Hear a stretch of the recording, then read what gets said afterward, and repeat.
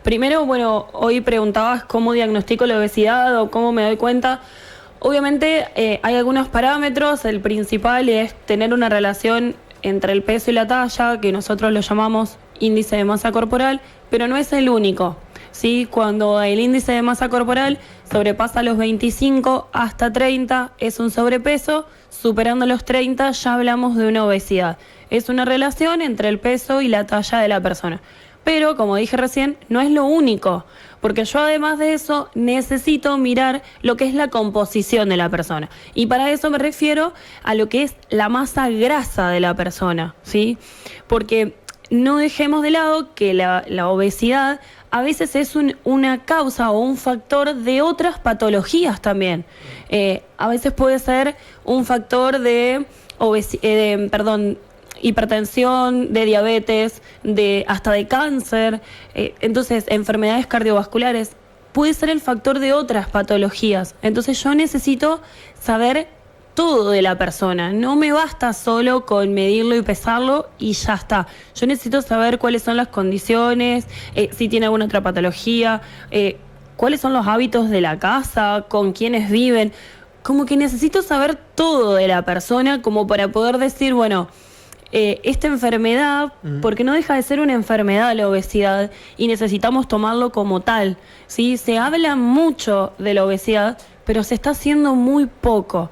¿Por qué? Porque yo puedo empezar a controlar el tema de la obesidad desde muy temprano. Y cuando me refiero desde muy temprano, comienza en el embarazo. Ah, mira. A ver, todo lo que nosotros, obviamente... A ver, eso ya no depende de nosotros. Si yo te estoy hablando del embarazo, obviamente dependía de nuestras madres. Entonces, la alimentación desde el embarazo, en la lactancia, cuando son niños, hoy en día se está viendo que casi un 35 o un 40% de niños y adolescentes tienen obesidad. Estamos hablando de valores muy grandes y se ve... Y si hoy les decía que esto a grandes años o hacia adelante se está viendo cada vez peor, porque se hacen estudios y se ve que de acá a 10 años la mitad de la población va a tener un sobrepeso. No podemos estar hablando de esto.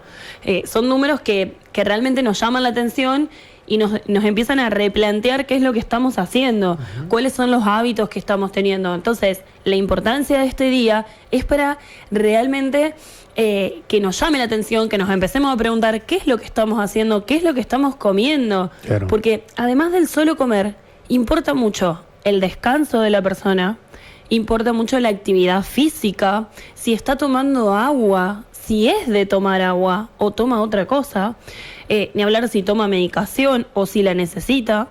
Y al mismo tiempo, y algo muy importante, es la salud mental. Sumamente importante, no la podemos dejar de lado, Leo. O sea, yo no puedo hablar con una persona y no preguntarle cómo se siente, qué le pasa. Si por ahí puede tener factores asociados a que está queriendo, no sé, dejar de comer y controlar su alimentación, pero no puede. Entonces, ¿cuál es ese problema por el cual no está pudiendo, por el cual se replantea, digamos, el qué está haciendo mal o qué es lo que puede modificar? Entonces, también es importante. Por eso digo que es un tema muy hablado, pero que estamos haciendo poco. O que solo lo concentramos y le decimos a la persona, bueno, come menos. Claro. Y ya está. Como si el comer menos ya bastara. Y sinceramente, a veces no es el comer menos. Porque vos le preguntás a esa persona y la persona come muy bien. Entonces, hay otros factores atrás. Y repito, tienen que ver con el descanso. Si yo estoy durmiendo las horas que mi cuerpo necesita. En base a las actividades que hago, obviamente. En base a mi trabajo, si realizo una actividad física. Entonces, qué importante el descanso. Qué importante, repito, la hidratación. Qué importante mi salud mental, mi autoestima.